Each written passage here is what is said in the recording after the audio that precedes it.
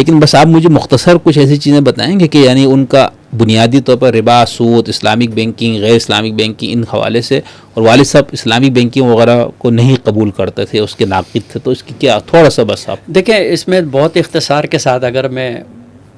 ان کی جو کتابیں ہیں اس کا میں اگر آپ کو حاصل کلام بتاؤں تو صرف چند جملوں میں یہ ہے کہ مروجہ جو اس وقت اسلامی بینکاری کا تصور ہے اس کی جو بنیاد ہے وہ مفروضوں پر قائم ہے. اچھا یہ والد صاحب کہتے ہیں. یہ ان کا خیال ہے، اور مفروضہ اس بنیاد پر کہ بینک تجارتی ادارہ نہیں بن سکتا ایز پر قانون. مطلب ظاہر ہے کہ جو قوانین ہے بینک کے بارے میں جو موجودہ صورتحال میں جو چیزیں سامنے ظاہر میں آتی ہیں کہ وہ یہ کاروبار بھی کر رہا ہے، وہ جو اجارے کے طور پر وہ جو بزنس کر رہا ہے یا وہ مزاربت کے طور پہ جو کام کر رہا ہے، تو یہ مزاربت اور اجارہ چونکہ ایک معیشت کی بنیادی روح ہے، بنیادی تصور ہے، اگر یہ اتنا ہی اہم ہے اور جو کہ ہے اہم، تو پھر مروجہ جو اسلامی بینکاری ہے اس میں یہ دونوں صورتیں موجود نہیں ہیں.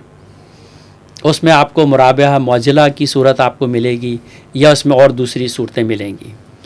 اب وہ خود بینک جو ہے وہ فرض کر لیتا ہے کہ مثال کے طور پر اگر 50 لاکھ روپے بینک کے پاس پڑے ہوئے ہیں اور 50 لاکھ روپے کسی فیکٹری کے ہیں، تو وہ فیکٹری کے ساتھ وہ جو بھی معاملہ معاہدہ کرتا ہے وہ کس قانون کی حیثیت سے کرتا ہے؟ وہ تو ایک مفروضے کی بنیاد پر کرتا ہے، وہ انویسٹمنٹ ایک پارٹنر بنتا ہے. تو یہ تو آپ کے جو اسٹیٹ بینک کے جو قانون ہے، رولز ہے، اس میں تو بینک جو ہے وہ کسی بھی قسم کا کوئی تجارتی معاملہ یا بزنس کا معاملہ وہ کر ہی نہیں سکتا ہے. تو اس کے لیے مفروضوں کی بنیاد پر کچھ شکلیں اس میں سامنے آتی ہیں. اس پر مولانا تحسین صاحب کہتے ہیں کہ یہ مطلب اسلام کے نام کو اور اسلامی اصطلاحات کا استعمال کر کے جو ہے اس کو اسلامائزڈ کرنے کی کوشش کی ہے.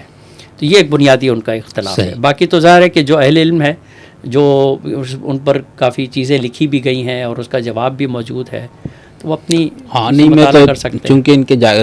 کے جاگیرداری بھی ہمارے یہاں بہت بڑا مسئلہ رہا، انڈیا نے ختم کر دیا، پھر ہمارے یہاں بحثیں ہوئی، بھٹو صاحب نے اس کو کیا تو ہمارے ہاں شرعی عدالت نے باقاعدہ کیس لگائی گیا کہ یہ قرآن سنت کے خلاف قانون ہے جاگیرداری کا خاتمہ. مولانا چونکہ سرمایہ نظام کے مخالف ہے بنیادی طور پر، وہ سمجھتے ہیں کہ یہ جو پورا اس وقت نظام ہے انگریز کے جانے کے بعد وہ ایک سرمایہ دارانہ نظام کی شکل میں. تو اس کے بعد آپ کو پتہ ہے کہ ایک فیوڈل سسٹم ہے، اس میں